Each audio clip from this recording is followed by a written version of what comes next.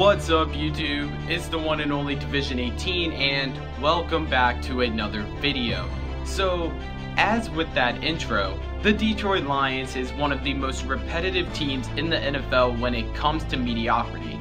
A franchise that hasn't won over 11 games since 1991 are facing yet another season of disappointment for Detroit fans, Detroit players, managers, owners, and basically everyone that represents anything about the Detroit Lions. While now sitting at 7-6 and in the middle of the playoff hunt, the only way for the Detroit Lions to win their division is if they win out and the Minnesota Vikings lose the rest of their games, as well as the Green Bay Packers losing a couple of their games.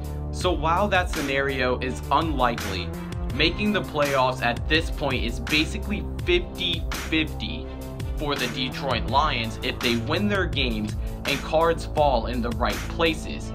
But how did we get to this point yet again for the Detroit Lions and quarterback Matthew Stafford? So if you guys do end up enjoying this video, make sure to hit the like button and subscribe for more NFL videos throughout this NFL season. So while signing a huge mega contract over the offseason entering this season, quarterback Matthew Stafford is no doubt an easy target to blame on the lack of wins that the Detroit Lions have this season. But that's not the case. I repeat, that's not the case.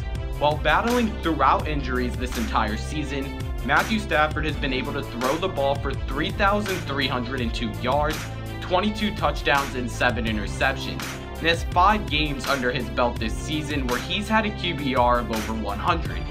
Matthew Stafford hasn't been the problem for the Detroit Lions for a couple of seasons, to be honest, and the fact that he's basically been able to put up those stats with only 2 real weapons in Golden Tate and Marvin Jones makes it even more incredible.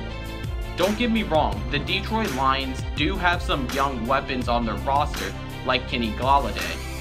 That's going to be a bright spot on their future for their offense. But it's really just Marvin Jones and Golden Tate that are the heavy lifters for the Detroit Lions offense. Both have nearly identical stats, and both will most likely finish this season with 1,000 receiving yards, and will become the only wide receiver duo most likely this season to achieve that if they do. And while they do have to move on from Eric Ebron, in my opinion, I do think that the Detroit Lions will do so this coming up offseason.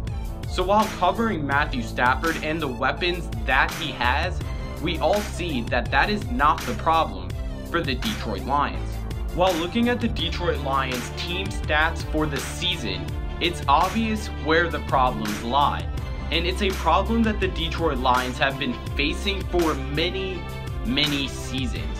The Detroit Lions haven't had a 1,000-yard running back on their team since Reggie Bush back in 2013, which is just a miracle in itself. 2014 was just a forgotten season when it came to the Detroit Lions rushing game, and that's when they proceeded to draft Amir Abdullah, who was supposed to be their savior. But what a disappointment he has been. Since entering the NFL, injuries have crippled the young running back's career, seeing how he hasn't played in an entire season since entering the NFL. And that honestly has wasted years when it came to the running back position for the Detroit Lions. Year in and year out, all of the weight is put on Matthew Stafford's shoulders, and while he does great at bearing that load, the Detroit Lions have missed out on a lot of young running backs in the draft over these last 3 seasons. The Detroit Lions defense this season hasn't been on the same level as what we've used to been seeing these past couple of seasons.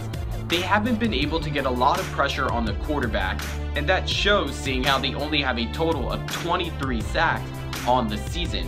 But what the Detroit Lions defense is good at is making big plays and forcing turnovers.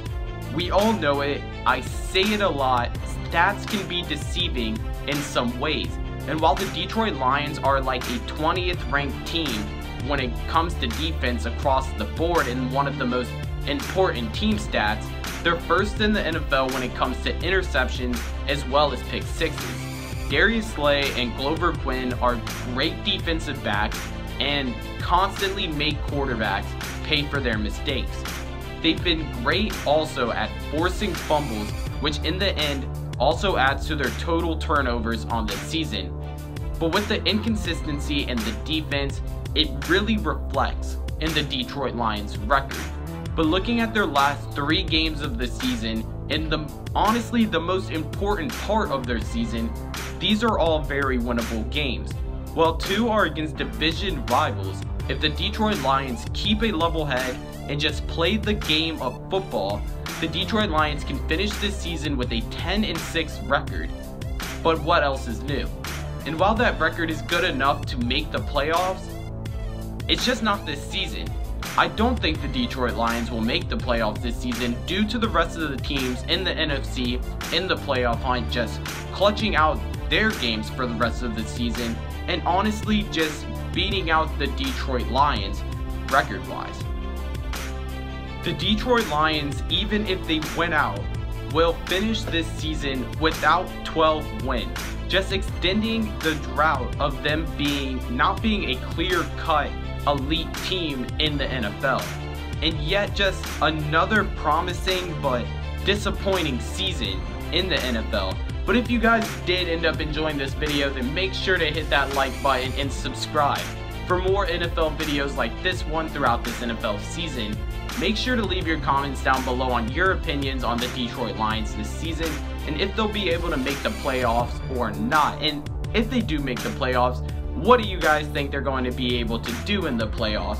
Also comment down below what you guys think about the Detroit Lions running game and if that's really their big main problem that they need to fix going into this next coming season, and if they maybe need to move on from Amir Abdullah or not. And if you guys do end up subscribing, then make sure to hit the bell icon next to my name to be alerted every time I post a video. But other than that, thank you guys for tuning in to today's video, and I'll catch you guys in the comments. Peace!